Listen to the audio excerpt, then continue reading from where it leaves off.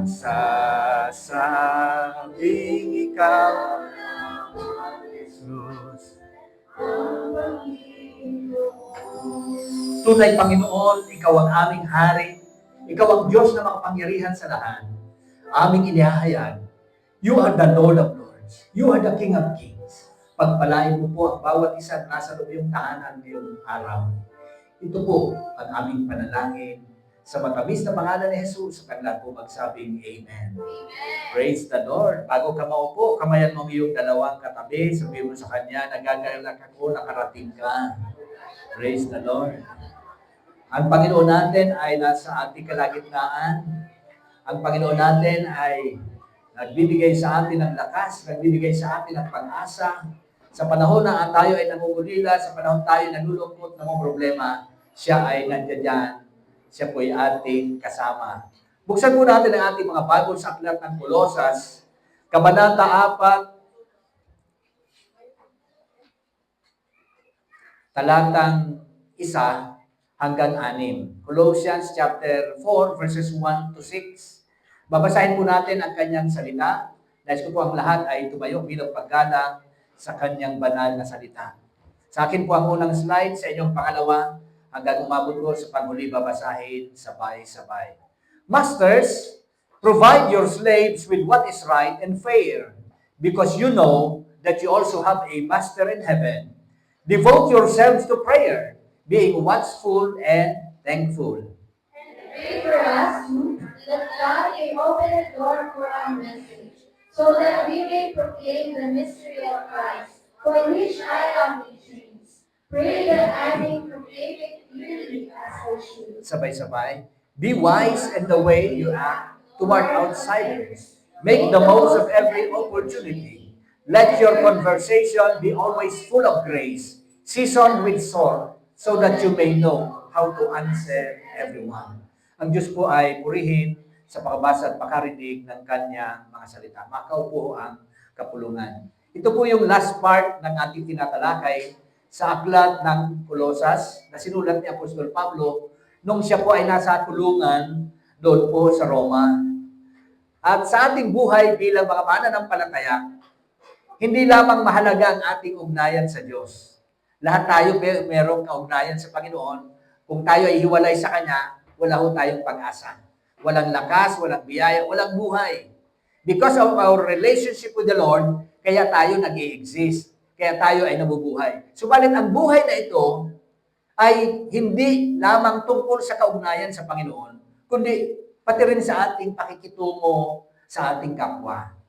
So, pakikipagrelasyon po natin sa ating kapatid, sa ating mga kaibigan, kamag-anak, mga mahal sa buhay. At sa kanyang sulat na ito, ni Apostol Pablo, ipinapaalala niya sa atin ang mahalagang aral. Sabihin mo nga, aral. Usong-uso ngayon ang aral sapagkat ang DepEd ay merong programa ang pamagat aral. Pero sa banal na kasulatan, marami tayong aral na makukuha at ito'y binibigay sa atin ng Panginoon bilang gabay, bilang patnubay sa ating mga buhay. Una niyang aral na nais makita natin na tayo ay maging makatarungan, na tayo ay maging makatwiran.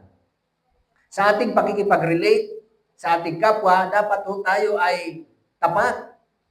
Dapat tayo ay maging masigasig sa panalangin.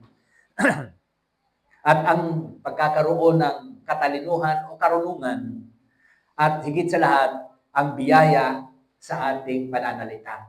Sa bawat salita na yung sinasabi at kanilang napapakinggan, siguraduhin po natin na merong biyayang makakamtan ang ating kapatid dito sa sanlibutan.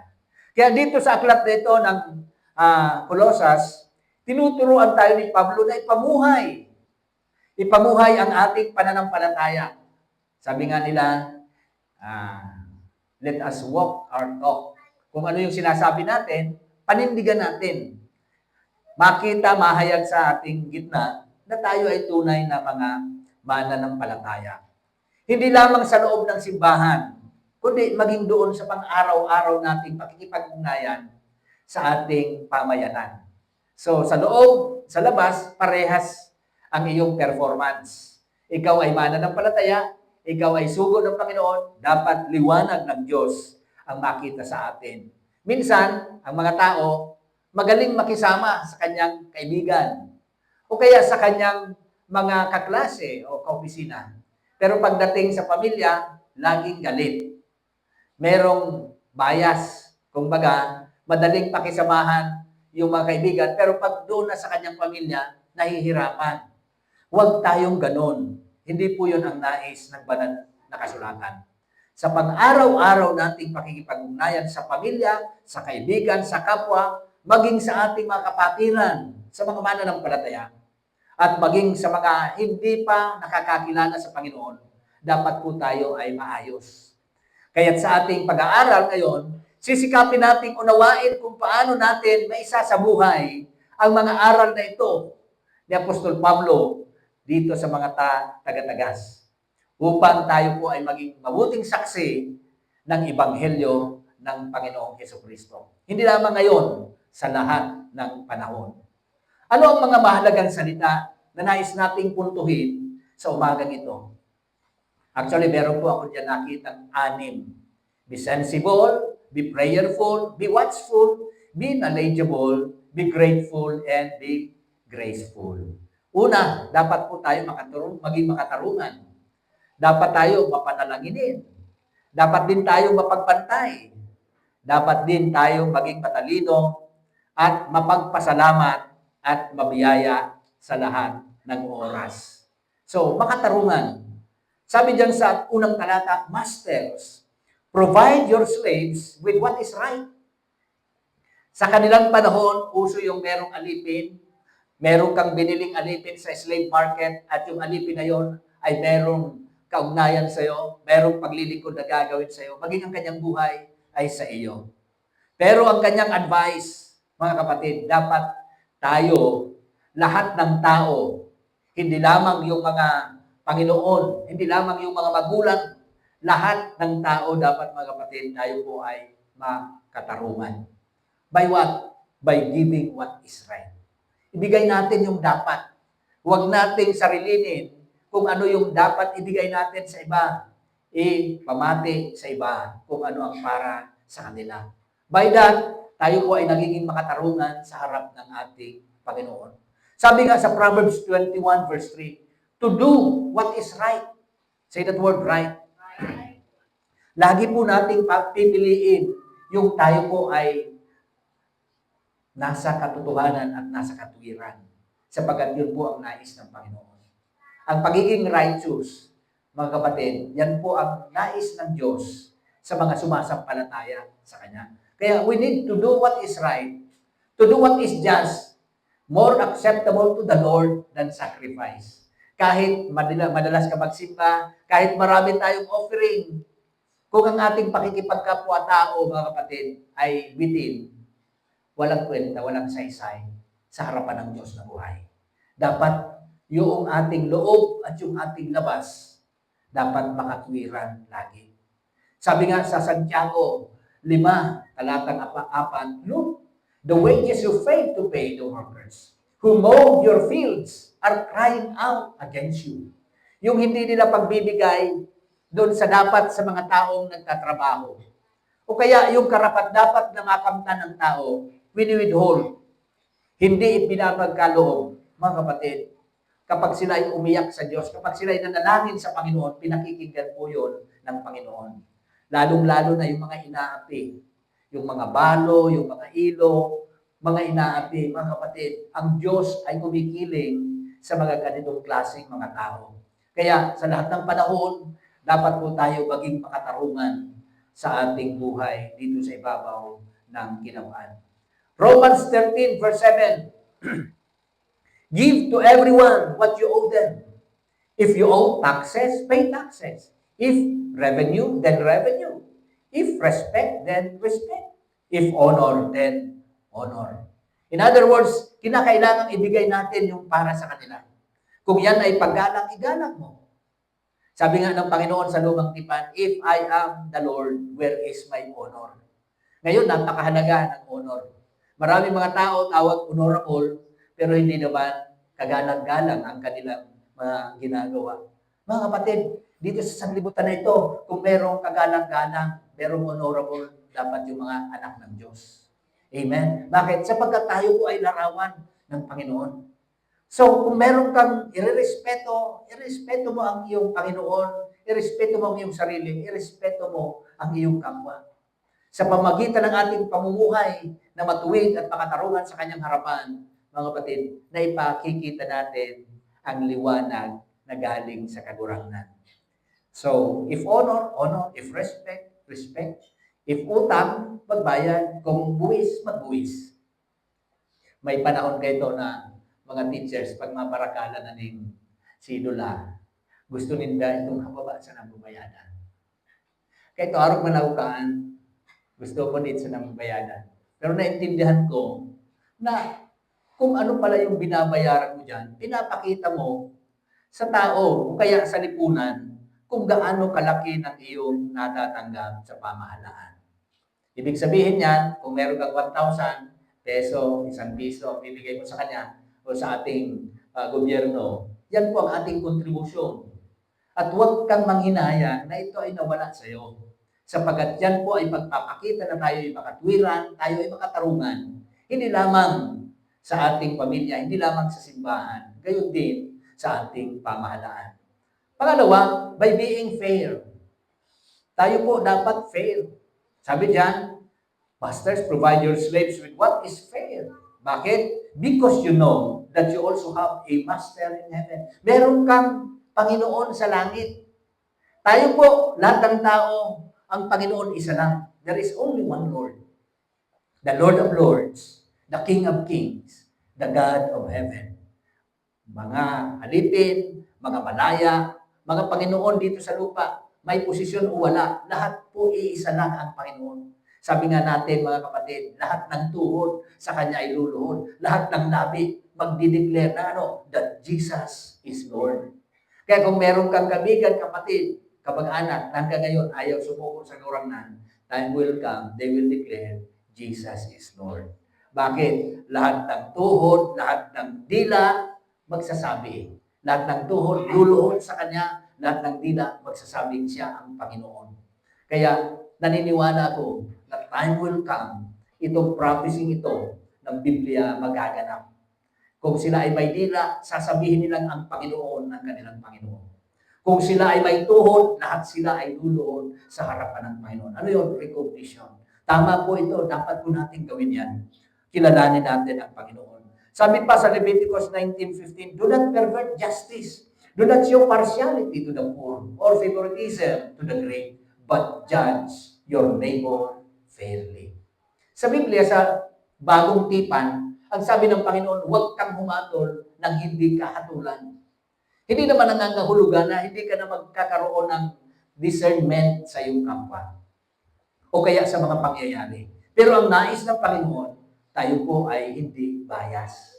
Tayo po ay makatarungan, tayo po ay matuwid sapagkat tayo ay mga anak ng Panginoon.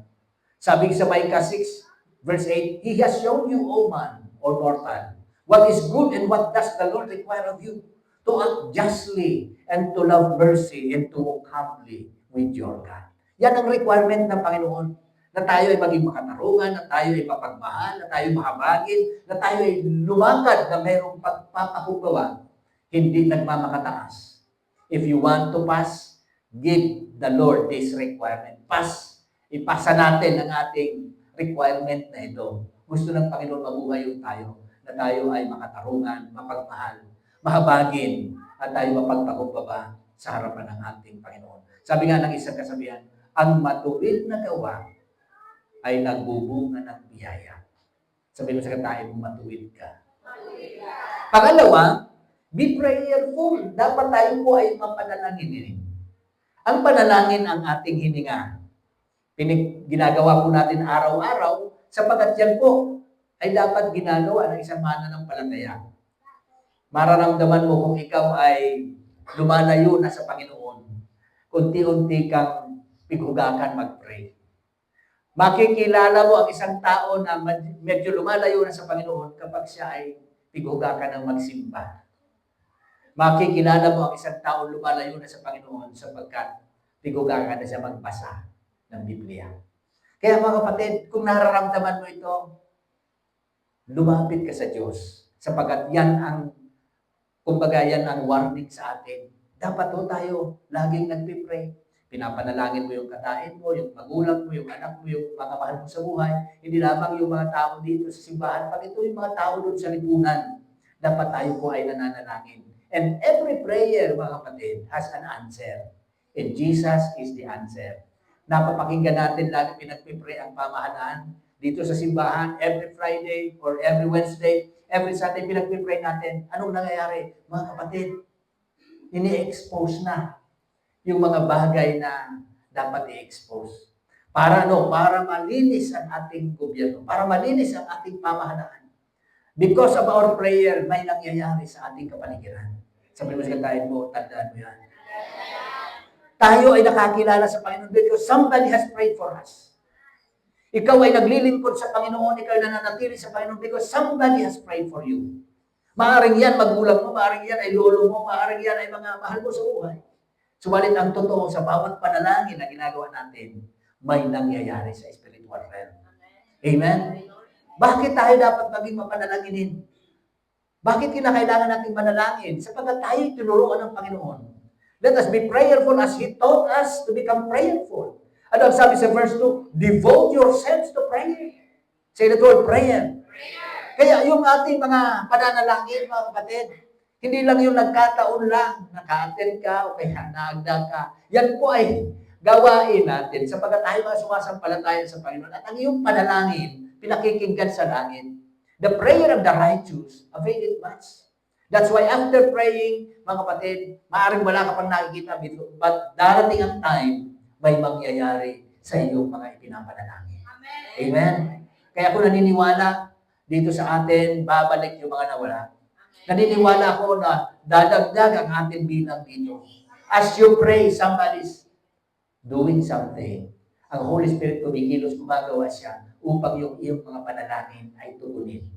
Hindi lamang sa iyo, para sa pamilya mo. Hindi lamang sa pamilya mo, para sa community mo. Somebody say, thank you, Lord. Luke 11:2, ano ang sabi? He said to them, when you pray, say. Sabi ng Panginoon, kapag kayo'y nanalangin, sabi ni Apostle Joseph noon, meron mga binanggit sa Biblia dapat na ginagawa natin na ini-expect ng Panginoon na gawin natin. 3 bagay. Ilang bagay? Number 1, when you pray. Ibig sabihin, the Lord is expecting us to pray. When you give, ibig sabihin, the Lord is expecting us to give, na tayo nagbibigay. Meron pang isa, when you fast. Kapag ikaw ay nag-aayuno. Lahat naman ito, mga kapatid, pinagagawa sa atin ng Panginoon. Tinuturo sa atin ng Panginoon at kung ito'y ginagawa natin, mga kapatid, tayo ay sumusunod sa kanyang katuruan. He taught us how to pray. Even yung mga disciples ng Panginoon, nakikita niya si Lord, umaalis, nagpipray sa garden, nakikita nila ang Panginoon gumigising na maaga pagkatapos nanalangin. At sa kanyang pag-minister, meron silang himala na nakikita. Kaya, ang sabi ng mga disciple, Lord, turuan mo kami manalangin. At sa lahat ng mga ginawa ng mga disciples, ito lang ang kanilang hiniling kay Lord na sila ay turuan. Kaya si Lord nagbigay ng Matthew 6. Sabi diyan, when you pray, say. Sabihin mo, Our Father, which art in heaven, holy be your name. Yung mga binanggit na yun ng Panginoon, tinuturo sa kanyang mga disipulo para Para tayo ay maging matibay, na tayo ay sumasampalataya sa kanyang gumagawa ng kanyang kalooban. Kaya yung hindi nananalangin, mga kapatid, mahina. Bakit? Sapagkat ang ating panalangin, ang ating hininga, yan ang ating hininga sa harapan ng Panginoon. Kapag hindi ka na nagpipray, unti-unti nasusuffocate ka na. And time will come, naghihina na hanggang sa nawala. Sabi na ito sa banal na kasulatan, when you pray, say. Ipahayag mo. Tinuturuan tayong manalangin. Sa Matthew 6:6, ang sabi niya, when you pray, go into your room. Pumasok ka sa iyong kwarto. Close the door, pray to your Father who is unseen. Then your Father who sees what is done in secret will reward you. So may reward pala ang pananalangin. Kaya kung ikaw ay nagpipray, sabi mo sa katayan mo, may reward ka. Anong sabi niya? Go into the room. Ano yung sabihin noon? Hindi mo naman pinapangistorya. Ang ibig sabihin ng mga kapatid, mayroong secrecy sa pagdalog natin sa Panginoon. Dahil ka ba nagpaabaw-abaw? Ito kayo mga padi ngayong panahon. Nagsulot sila ng haralaba, yaon sila sa mga kalsada, pinapakita nila sila ay relihiyoso, nagpipray sila. Sabi ng Panginoon, huwag ganun.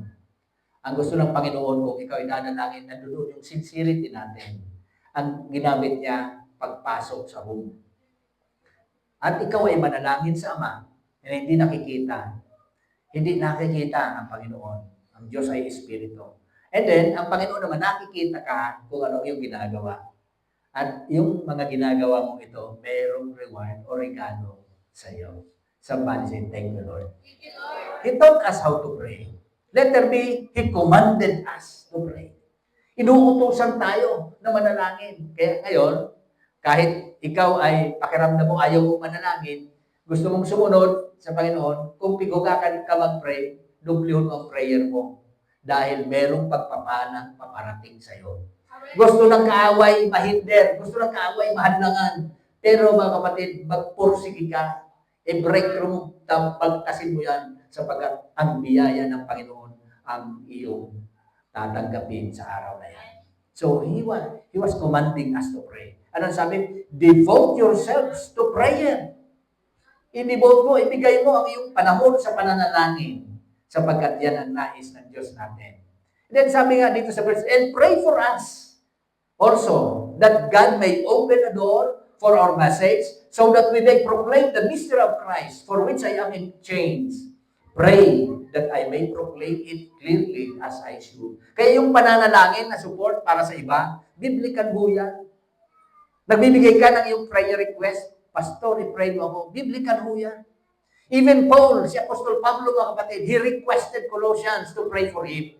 Sabi niya doon sa mga taga-Colossus, ipanalangin niyo ako na magbukas ng mga pintuan para maihayag ko ang Ebanghelyo ng Panginoon Jesucristo.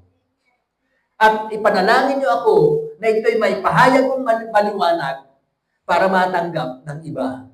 Kaya mga kapatid, yung support natin sa prayer o yung pananalangin mo para sa iyong kapwa, yan po ay napakahalaga na gawain ng isang tunay na mananampalataya. Sabihin mo sa katabi mo, I will pray for you. I will pray for you. We were commanded to pray. Jeremiah 33 verse 3, anong sabi? Call to me, and I will answer you, and tell you great and unsearchable things you do not know. Manalangin kayo, sabi ng Panginoon. Tumawag kayo sa akin, kahit walang load, kahit walang cellphone. At ano ang sabi niya? I will answer. Nandoon yung kanyang command. Pero after the command, there is blessing. Lagi natin binabanggit, in obedience, there is blessing. Sa pagsunod ay mayroong pagpapala. Sa pagsuway ay mayroong pagpapalo. Hindi lamang blessing ang ibibigay sa iyo ng Panginoon, kundi yung mga hindi mo alam, malalaman mo. Yung mga sikreto, mahahayag sa iyo. Yung mga hindi mo alam, magkakaroon ka ng kaalaman. Bakit? Tumawag ka sa kagurangnan. Sabi mo sa tayo, pray always. Matthew 26:41, watch and pray so that you will not fall into temptation. The spirit is willing, but the flesh is weak. Sabi ng Biblia, mga kapatid, manalangin pa. Tayo lahat manalangin para na mahulog sa kalot. Dahil ka mabulot. Kaya ang tao nahuhulog sa temptation, baka kulang ng prayer. Ang purpose ng prayer, upang tayo ay lumakas, upang tayo ay hindi mahulog sa temptation. Pray so that you will not fall into temptation. Kaya lang minsan, dahil sa tao, sabi ng iba, the spirit is willing, but the flesh is weak. Ako kahit na tao, maluya. Talagang maluya. Pero tandaan mo, na at least, yung espiritu mo willing. Sabi ko tayo, willing ka ba? Miski mahina yung ating katawan, miski mahina yung tao, pero at least nandoon yung willingness. At yun ang kinakapitan ng Panginoon. Meron ka lang desire. Alam niyo ba, mga kapatid, si King Nebuchadnezzar, nung siya po ay na-curse dahil sa kanyang pagmamataas, binagsak siya. yung kanyang katawan na puno ng kaliskin o hindi yung mga parang balahibo ng manok.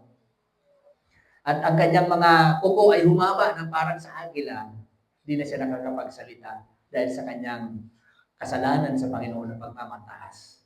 Pero that time na siya ay tuminganak sa langit, naunawaan ng Panginoon at siya ay pinagaling.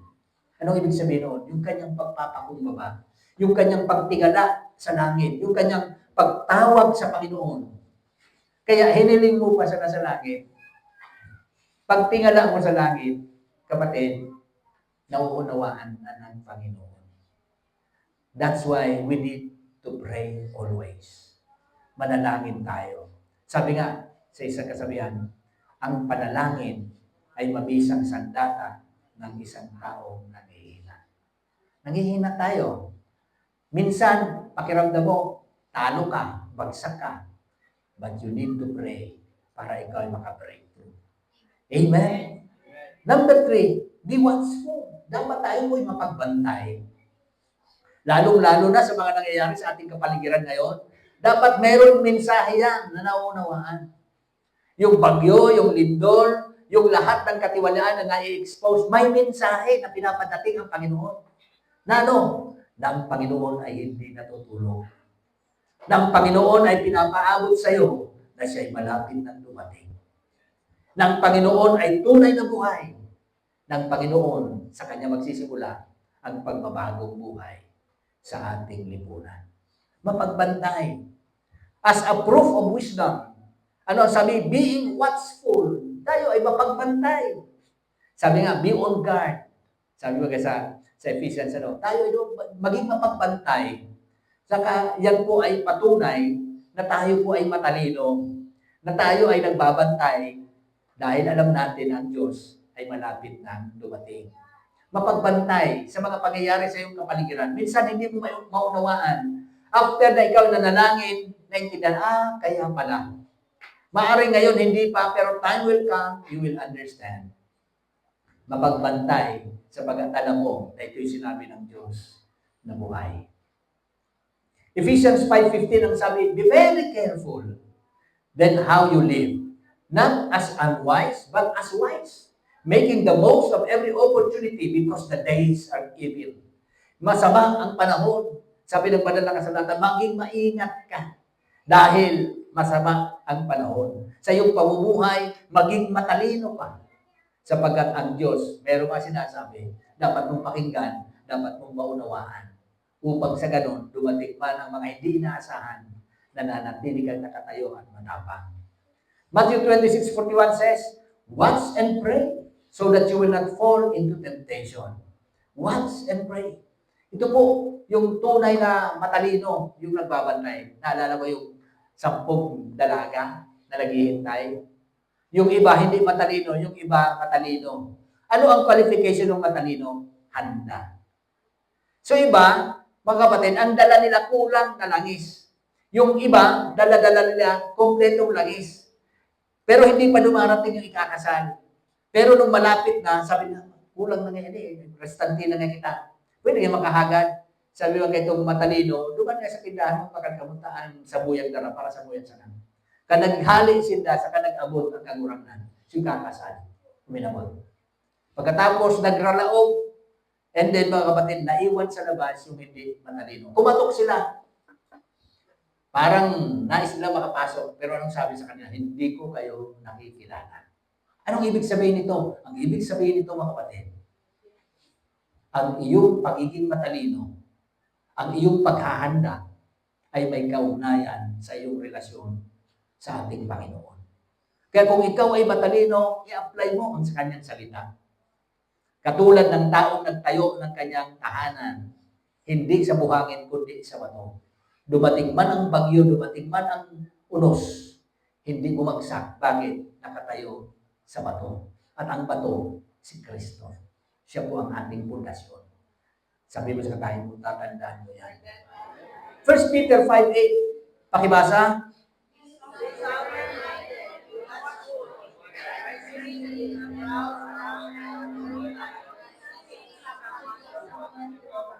Maging mapagbantay, maging matalino.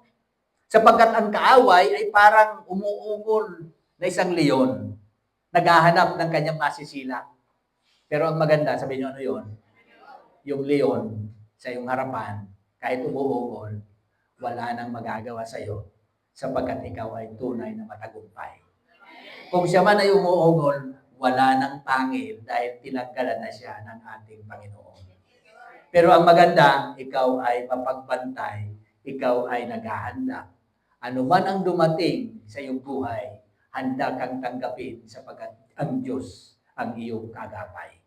Letter B, as we obey His word. Ano sabi? Being watchful. Sundin mo ang kanyang salita. Sundin mo yung kanyang command. Bakit? Sapagkat ikaw na hindi nakakaalam, kapag sinundan mo yung kanyang instruction sa iyo, mga kapatid, magagawa mo. Matatanggap mo yung mga bagay na para sa iyo. Watch and pray. Una, para ikaw ay maging matibay, you need to watch and pray. You will not fall into temptation. In other words, you are strong. Hindi ka mahuhulog. Bakit? Ikaw ay nakakapit sa Panginoon. At sapagkat ikaw ay willing, mga kapatid, kayang-kaya mong makuha ang iyong minimiti.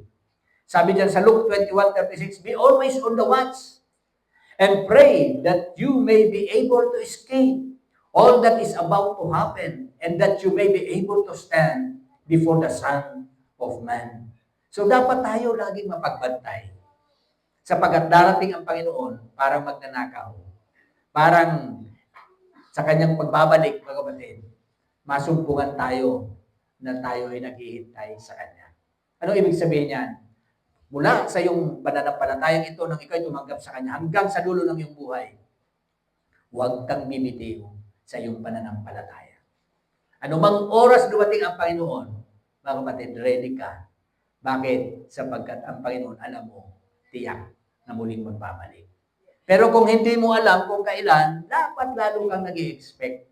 Yung baga may mabisita ngayon dyan. Magrilinig niya ka mo, mabisita. Kahit walang dumating, ready ka. Bakit? Sapagkat ikaw ay mapagbantay. Mark 13:33, be on guard. Be alert. You do not know when the time will come. Lalong hindi mo alam kung kailan dadating, dapat lagi kang alerto. Dapat tayo po ay nagbabantay sapagkat malapit nang dumating ang Diyos na buhay. Sabi nga ni Guy Finley, being watchful is being truthful. Kaya yung mga naghihintay, nagbabantay, yan pala ay pagiging truthful. Pang-apat, be grateful. Maging mapagpasalamat.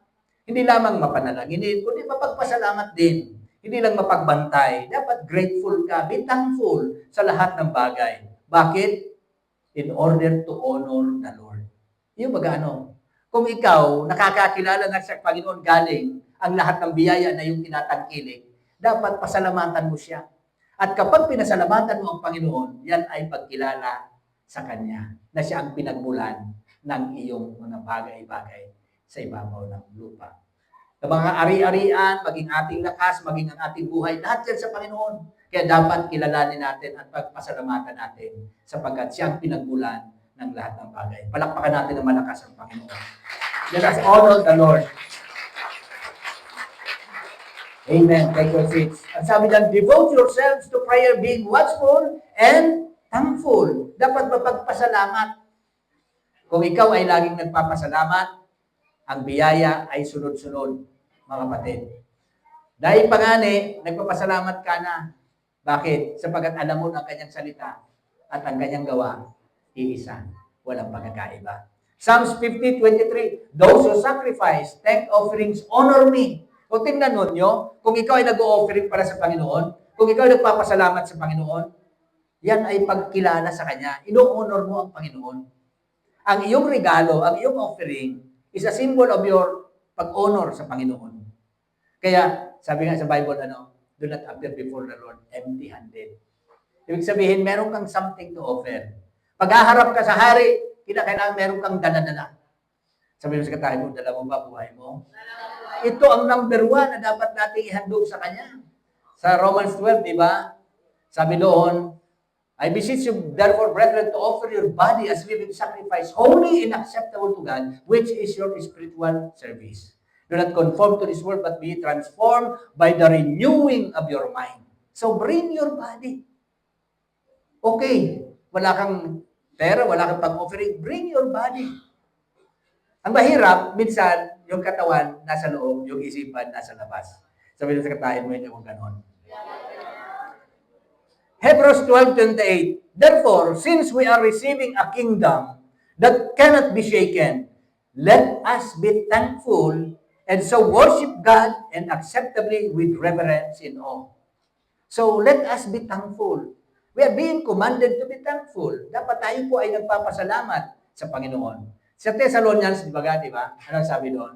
In everything, give thanks to the Lord, for this is the will of God in Christ Jesus concerning you. Pastor, miski sumaraot, miski sa anong pangyayari, pagpasalamat mo. Dahil yan ang kalooban, ang design sa iyo ng Panginoon. Ano man ang iyong inaharap ngayon, ano man ang pagsubok na iyong pinagdadaanan ngayon, ang lahat ng yan mapagtatagumpayan.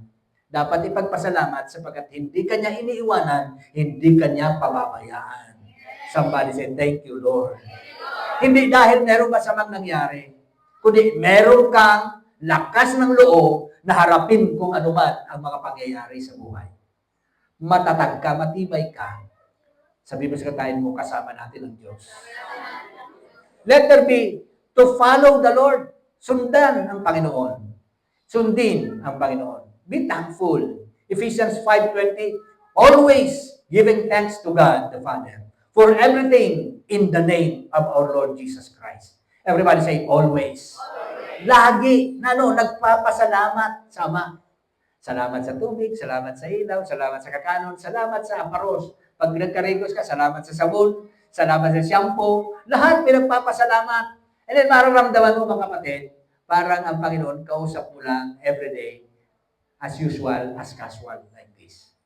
In a cool of the day, nag-uusap kayo ni Lord, and then ang Panginoon mag-aayag sa iyo. Bakit? Sapagkat sanay ka na nakasama siya sa lahat ng pangyayari sa buhay mo, lahat ng bagay sa buhay mo, pinagpapasalamat mo sa Kanya. Somebody say, thank you, Jesus. Kaya nga, sabi dyan, give thanks in all circumstances. Sa lahat ng uri ng sitwasyon sa buhay. Sabi baga sa Romans, all things work together for good for those who love God. Lahat ng bagay nagkakalakip-lakip yan. May pangyayari sa iyo, namundok ka, o kaya nagulat ka, o kaya nawalan ka. Time will come, iintindihan mo, kaya pala nawala, sapagkat meron siyang ipapalit. Mas malaki, mas maganda. Somebody say hallelujah. Hallelujah. Sabi nga, sa isang kasabihan, ang taong mapagpasalamat sa Ama ay laging pinagpapala. Thank you, Jesus. Amen? Number 5, be knowledgeable. Maging matalino ka. Sabi mo sa katain, matalino ka. Sa panahon ngayon, meron ng 4 daw na klase. Merong IQ, yung matalino, intelligent, Merong EQ, emotional quotient, paano mo nagiging matiisin ka o kaya maging pasensyoso ka, EQ yun. Yung nasagutan mo yung tanong, yung exam mo 100, IQ yun. Pero yung marunong kang magpakumbaba, EQ yun. Meron pang AQ, adversity quotient. Paano mo ba hinaharap yung mga bagay-bagay sa iyong buhay, mga pangyayari na kumukontra sa iyo? Kung iyon ay nasusolusyonan mo, mataas ang iyong AQ. Meron pang isa, SQ, social quotient. Yung paano ka makisama sa iyong kapwa. May mga tao na matibay, mahusay makisama. May mga tao na matalino pero aloof. Gusto niya permisan solo-solo. Itong 4 na ito dapat ma-develop din sa atin. Sapagkat tayo ay mga tunay na larawan ng ating Panginoon. You need to be knowledgeable. Ang ibig sabihin niya, maging matalino. Anyway, ang sabi dito ng Biblia, be wise in the way you act toward outsiders. Dapat ikaw ay maging matalino. Wise. Lagi natin binabanggit sa kasulatan sinabi ng Panginoon, be wise as a serpent, be humble as dove. What does it mean? Ang ibig sabihin niyan mga kapatid, sharp ka. Meron kang prophetic eye. Bukas ang iyong mata. Ang iyong spiritual eye nakakakita, nakaka-interpret ng mga pangyayari na alam mo na merong ginagawa ang Panginoon sa mga pangyayari sa buhay mo. Be humble. Ang ibig sabihin niyan, marunong kang magpakumbaba na kahit siya may sala, kaya mo makipag-usap sa kanya at mag-release ng patawad. Sabi mo sa katayan mo, pinapatawad na kita. Yun ang tunay na matalino, mga kapatid. Marunong magpakumbaba, marunong magpatawad, marunong na tumanggap ng mga bagay na dumarating sa kanya. Gusto ng Panginoon maging matalino ka. Ang mangmang, hindi nakalagay ang pundasyon doon sa bato. Ano saan nakalagay? Doon sa buhangin. Pagdating ng unos, pagdating ng hangin, bumagsak ang bahay. Bakit? Iba ang kanilang pundasyon. Yung matalino ang pundasyon, bato. Si Kristo ang batong tanggulan. Siya ang ating rock. Si Jesus po yun. At dahil tayo ay nakatatag kay Jesus, tayo po ay matibay. Tayo po ay matatag. James 3:13, pakibasa.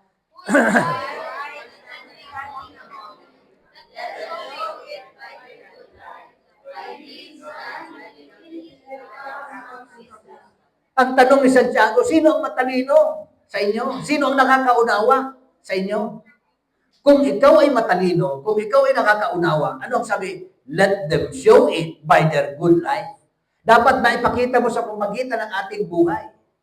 By deeds done in the humility that comes from wisdom. So dito makikita mo, ang buhay na mapayapa, buhay na mapagpakumbaba sa harapan ng Diyos, yan ang tunay na katalinuhan.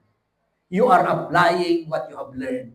Yung revelation na nakita mo, narinig mo, nakuha mo, na-absorb mo, nasalo mo, ipinamuhay mo. Sabi sa katayan mo, tatandaan ko yan. Proverbs 13:20, walk with the wise and become wise. For a companion of fools suffers harm. Kapag ang tao na kasama mo matalino, tatalino ka. Kapag ang kasama mo, lagi, mga kapatid, mga taong malapit sa Diyos, tatalino ka. Sapagat ang tunay na katalinuhan ay ang pagkatakot sa Diyos na makapangyarihan. The fear of the Lord is the beginning of wisdom. Kaya kung gusto mo maging matalino, magkaroon ka ng banal na takot sa Panginoon Jesucristo. Kaya nga, ang sabi diyan sa Proverbs na yan, walk with the wise and become wise. Ibig sabihin, it is a process. Pwedeng i-develop, pwedeng i-improve. Let there be as an opportunity in life. Pagkakataon sa buhay. Be wise in the way you act toward outsiders. Make the most of every opportunity. In other words, an opportunity in life na nasa sayo ngayon. Na ikaw ay mapagpasalamat, na ikaw ay matalino. Oportunidad yan. Para makita sa iyo ang buhay ni Kristo. Maganda na ang buhay mo nagliliwanag sa iba. Nakikita ang Panginoong Jesus sa buhay na yan. Sabi sa Proverbs 24:14, pakibasa.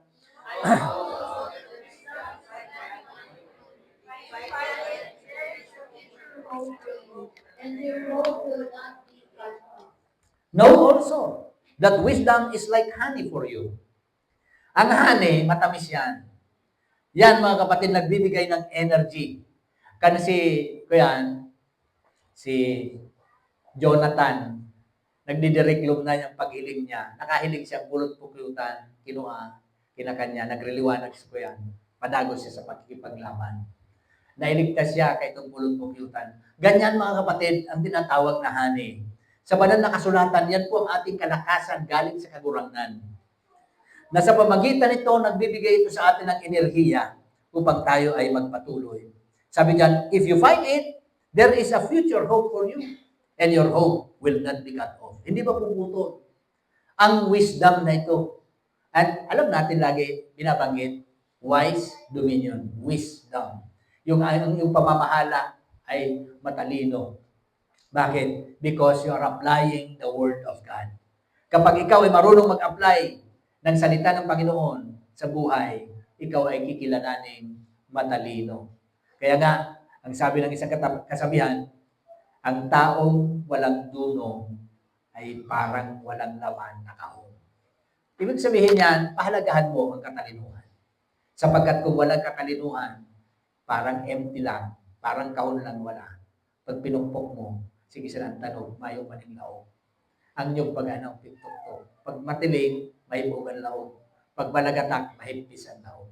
Kaya ang utak, ang iyong katalinuhan, nakikita saan? Sa iyong mga sinasabi sa buhay.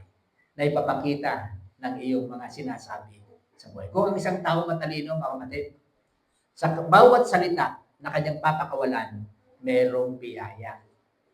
Out of the abundance of the heart, the mouth speaks. Kung ano ang laman ng puso, lalabas sa puso. Kapag yan hindi ko umiimik, hindi ko makikita kung ano ang nasa loob. Haraharong ngayon, hindi ko ngayon maarong.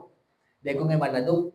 Pero kung nagtaram na siya, naintindihan mo siya, nadaw mo siya, nakilala mo siya. Bakit? Because out of the abundance of the heart, the mouth speaks. Kung ano ang laman, siyang lalabas. Kaya ang iyong katalinuhan, naririnig na pagmamasdan.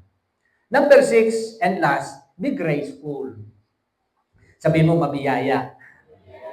Sabi niya sa verse 6, let your conversation be always full of grace. In every conversation, ang sabi ng Bible, dapat merong biyaya. Ang iyong mga sinasabi, dapat merong biyaya. Kung walang kagandahan o walang biyaya sa iyong sasabihin, huwag mo nang takawalan. Kung ang iyong sasabihin masama, huwag mo nang takawalan. Sabi niyo po bakit? Sapagkat anuman ang iyong pinakawalan, babalik sa iyo, siksik, ludlig, umaapaw yan. Sabi niyo sa tayo, matandaan mo yan. Let your conversation be always full of grace. Dapat yung mga sinasabi mo, mayroong biyaya, may pagpapala. Sapagkat kung ano ang iyong sinasabi, babalik sa iyo yan. Siksik, liglig, umaapaw. Kaya, sa tao na mayroong problema, sinabihan mo lang, God bless you. O kaya sinabihan mo, pagpalain ka ng Diyos, release mo lang. Ang good ko sa iyo, dahil nga pamatarang. No, just release. Why? Because it will return back to you. Kung ano ang pinakawalan mo, siya ang babalik sa iyo. Somebody say, thank you, Lord Jesus. Thank you, Lord Jesus. Ephesians 4:29, sabi diyan, do not let any unwholesome talk come out of your mouth, but only what is helpful for building others up according to their needs, that it may benefit those who listen. Hindi lang ikaw mabibinipisyuhan, hindi lang yung sinasabihan mo mabibinipisyuhan, pati yung mga taong nakikinig sa iyo, meron silang benepisyo. Saan? Sa mga salita na pinakawalan mo. Tanong ko sa iyo, ano ba ang nilalagay mo sa iyong mga post? Ano ba ang nilalagay mo sa iyong wall? Meron bang biyaya? Kung yan ay merong biyaya, babalik sa iyong pagpapala. Ano ba ang iyong sinasabi sa iyong kaibigan, sa iyong kapwa, sa iyong mga kaklase, sa iyong kaopisina? Yan ba ay may biyaya? Kung yan ay may biyaya, babalik sa iyo pagpapala. Pero kung yan ay masama, babalik sa iyo kasamaan. Hindi lang kasamaan, kasamaan. Siksik, liglig, umaapaw yan. Titus 2:8, anong sabi? Soundness of speech that cannot be condemned, so that those who oppose you may be ashamed because they have nothing bad to say about us. Iba ba ang tao na pag nagtarang, bigdadarangog? Iba nga yung authority, tapos iba nga yung kabananan. Hindi nga yung tao, hindi daw nga yung good na. Iba talaga ng Kristo sa iyang daghan. Ibig sabihin mga kapatid, naririnig na pagmamasdan ang Diyos na makapangyarihan na nasa imong daghan. Soundness of speech. Kung igwa dyan yung nagtatarang ng maraot, di ka na magdagdag. Kung mayo kang sasabihin sa iya, sabi ni Pastor Craig, kung wala kang mabuting sasabihin sa iyong kaibigan, sa iyong kapwa, huwag mo nang sabihin. Tayo meron tayong tinatawag na reversing the curse. Pagbabaliktad, binabaliktad natin, yung masama, ginagawa natin mabuti. Halimbawa, minaldisyon ka, ang ibalik mo sa kanya, blessing. Nagalit siya sa'yo, ang ibalik mo sa kanya, pagpapatawan. I release forgiveness. Bakit? Sapagkat yon ang babalik sa'yo. Siksik, liglig, umaapaw yan. Kaya yung bawat salita na iyong pinakawalan, sabi sa tayo, bantayan mo, may babalik sa'yo. Kung kaya mong tanggapin yung mga babalik sa'yo, di pakawalan mo. Pero kung pag bumalik sa'yo, pakiramdam masama, huwag mo nang pakawalan. I-reverse mo na lang. Sabi mo, mayo ka na ng kwarta, sabi mo, may paparating. Mayo ka ng bagas, sabi mo, may maabot. Maluya-luya na ang sa imong hawak. Sabi mo, makusog ako. Igwa kang kahilangan, o igwa kahilangan ang mahal ko sa buhay, sabi mo, ang Diyos ang nagpapagaling. Ano ang sabi ni Lord? Let the weak say, I am strong. Let the poor say, I am rich. Kaya hindi masama. Sabi ng iba, ay, yabang mo man ngaya. No, mga kapatid. We have been taught by the Lord to speak to your problem. Magsalita ka sa iyong mga babayaran, mababayaran ka. Magsalita ka sa iyong kautangan, mababayaran ka. Because whatever you release, it will return back to you. Yan ang tawag dyan, law of attraction. Whatever you respect, you attract. Ano ba ang nire-release mo? Kung yan ay respeto, you will attract respect. Pangalawa, letter B, in every season, sa lahat ng panahon. Season with salt, dapat may asin. Pag mayong asin, daing lasa, daing siram. Pero kung may asin, masiram. Pero kung mayong asin, malabsay. Kaya, ang relasyon, minsan minanabsay dahil lang sa taram-taram sa buhay. So that you may know how to answer everyone. Lagyan ng asin. You are the salt of the earth. Let us become preservative doon sa mga nalalapa na susyunan na kung sa inyo kita. Let us become the light in the world na madilim. Kaya sa kinabaan na madiklong, ika ang liwanag. Tayo ang liwanag. Tayo ang asin. Sa lahat ng iyong sasabihin, dapat merong asin. Proverbs 16:24, pakibasa.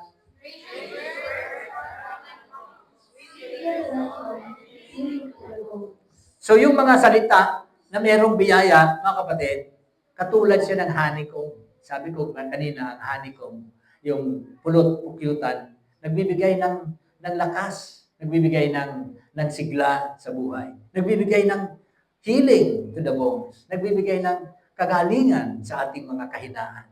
Kaya yung ating sasabihin, dapat laging merong biyaya.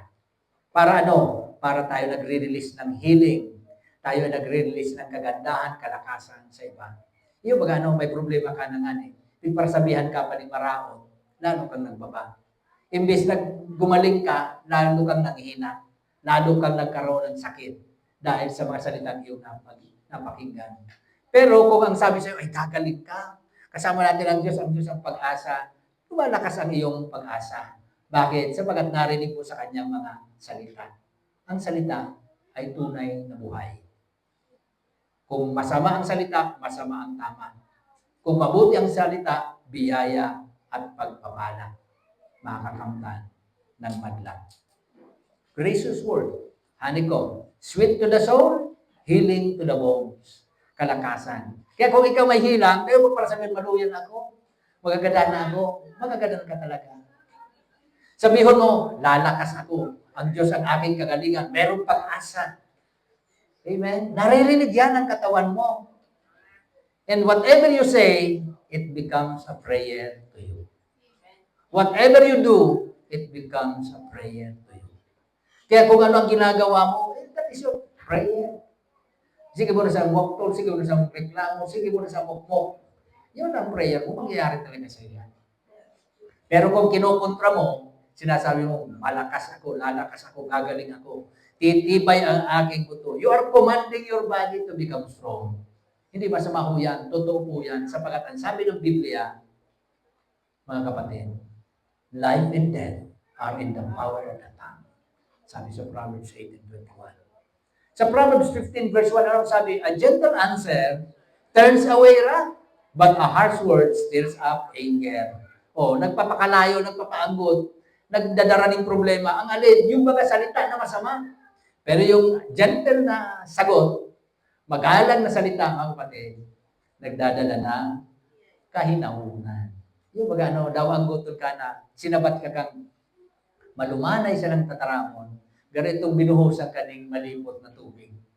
Hindi yung tawag, hindi pag nagtaram kaya, garumi ako, kuya, binuhusan ng malipot na tubig. Dahil ang sa iyang mga salita, mga kapatid, merong dala-dalang biyaya. Sabi mo sa katain mo, tatandaan ko yan.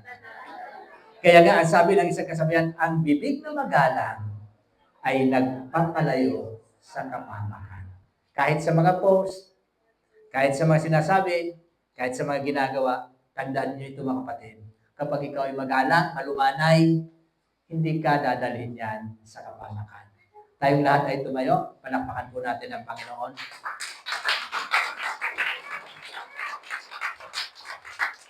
Salamat, Panginoon, sapagkat ikaw ang aming buhay, nagbibigay sigla, nagbibigay gabay.